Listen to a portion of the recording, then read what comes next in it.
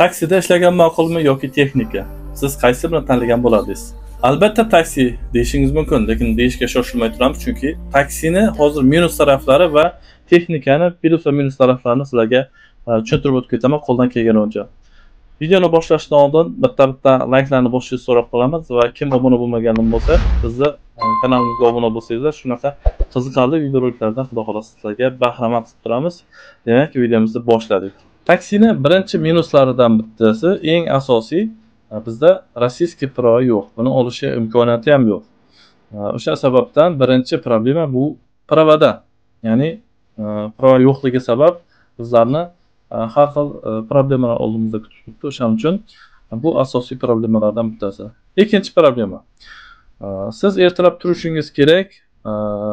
Agar mabodo siz biron yo'llarni qilib, pravadan ham shunday bir yo'llarni qilib yurgan akalarimiz bor. Shunday bo'lgan taqdirda ham deylik, siz ertalab turib, birinchi uyqudan uyg'onganingizdan keyin birinchi o'rinda shu arenda ko'z oldingizga keladi. Arendadan pulni to'lashim kerak deb, bitcoinlarni yuvib, zavtraklarni kiyib chiqib ketasiz, shu bilan kechqurun qaytib kelasiz.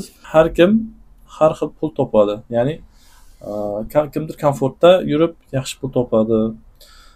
Komfortning o'ziga yarasha qiyinchiliklari bor. Mabodo bir qoida buzib qo'ysangiz yoki bir mashinani turib qo'yadigan bo'lsangiz, sizda yaxshigina muammolar kelib chiqishi mumkin. O'shaning uchun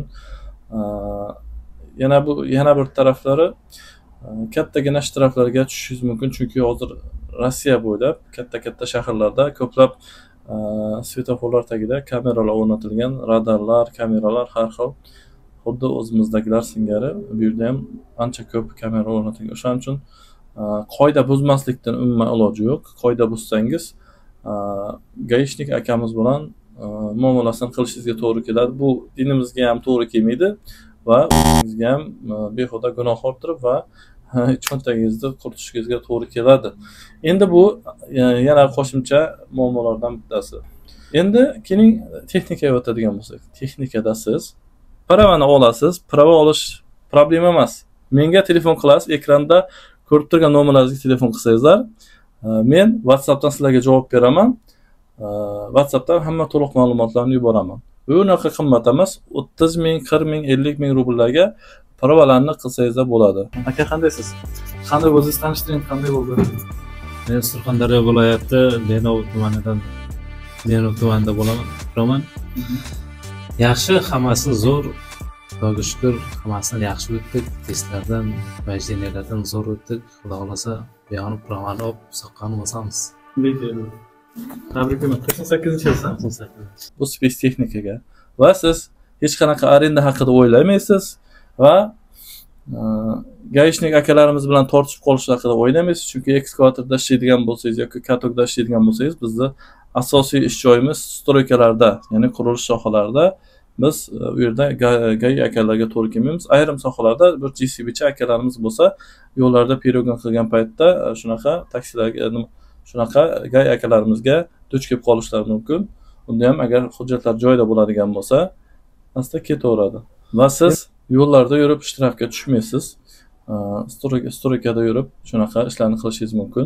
Ikkalasini hisoblaydigan bo'lsak, ikkalasini dohodiy bir xil desa ham bo'ladi. Ya'ni taksilarda ham oyiga ikkalasida ham 1,5 ming dollardan 2 ming dollargacha ishlashingiz mumkin. Ikkalasi ham bunday qaraganda yomon deb aytmayman. Kim taksistlik qilib yurgan bo'lsa, qaddini ursin, gazini bosing. Kimdir texnikada ishlab yurgan bo'lsa, siz ham gazini bosing. Kimdir stroyka sohasida yurgan bo'lsa, sizlar ana shu ikkalasidan bittasini tanlang. Yoki taksistlik yoki texnika, ikkalasidan qaysi biri sizlarga qulayroq, shuni tanlang. Demak, sizlarga e'tiborlaringiz uchun katta rahmat. Biz hozir vaqtimiz yetguncha mana shu ikkalasini farqini sizlarga ko'rsatib berishga qaror qildik. Agar videolarimiz laykka arzigan bo'lsa, layklarni bosib, obuna bo'lmagan bo'lsangiz, obuna bo'lib qo'yishingizni so'rab qolaman. Katta rahmat. Sog' bo'linglar.